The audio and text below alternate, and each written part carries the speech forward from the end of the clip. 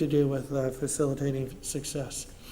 The control rights, as I mentioned before, entrepreneurs have this non-pecuniary preference to remain CEO of the company. These good examples of bankers having their $1,400 waste paper baskets, or the executive washroom, or the corporate jet, are liking to see their name on the press when the company goes public, whereas venture capitalists are more interested in the financial returns. So if it turns out an acquisition is going to be more profitable than an IPO, they'll use these control rights to force acquisition exits. And that's something that I've actually shown empirically in a recent paper in the Review of Financial Studies. Market conditions, obviously a big determinant. IPO markets are highly cyclical. You have the pre-2000 crash, pre-2007 crash, massive difference in IPO markets. And then lastly are legal and institutional factors across countries in terms of protecting intellectual property and other contractual rights and the institutional factors.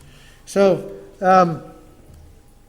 I had talked about this already a little bit. So what I'm just going to spend, lastly, before I wrap up, I don't want to go over time, sensitive to the time, on this last thing, and I just want to say a little bit about financial returns. One thing that a colleague of mine at the University of Frankfurt and I have recently shown is that the returns that you get to venture capital and private equity are massively different for countries. Now, perhaps to highlight the most important thing in terms of legal protections that are afforded to investors in different countries around the world. If you compare 39 countries that have stronger legal protections afforded to investors have much higher returns. But then the other thing that's important in this context is that where's the source of capital coming from, particularly for limited partnerships? Source of capital is the institutional investors, and it can take many years before you actually generate an exit event.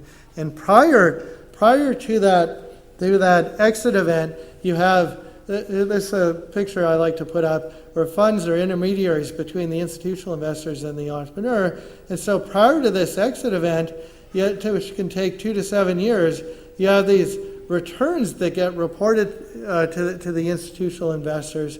And what fund managers like to do is they like to say all the time, hey, we found the next Google, or we found the next Skype, and they report these massively inflated IRRs to their institutional investors. And why would they do this? Well, first of all, back-checking can be a little bit of a tricky thing, because many things can influence changes in performance over time. But once they report these really high expected IRRs, they get more capital from the institutional investors.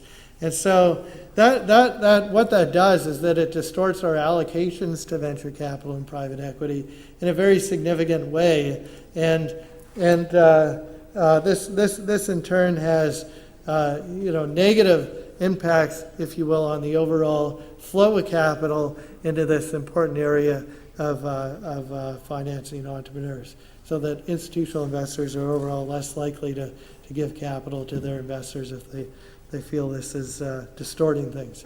So just a quick wrap up that in terms of our policy lessons, the legal conditions are really important to venture capital markets. They facilitate fundraising, the size of markets across countries. They help the contracting process, and they help facilitate returns, and as well lead to less bias in the reporting of returns to their institutional investors.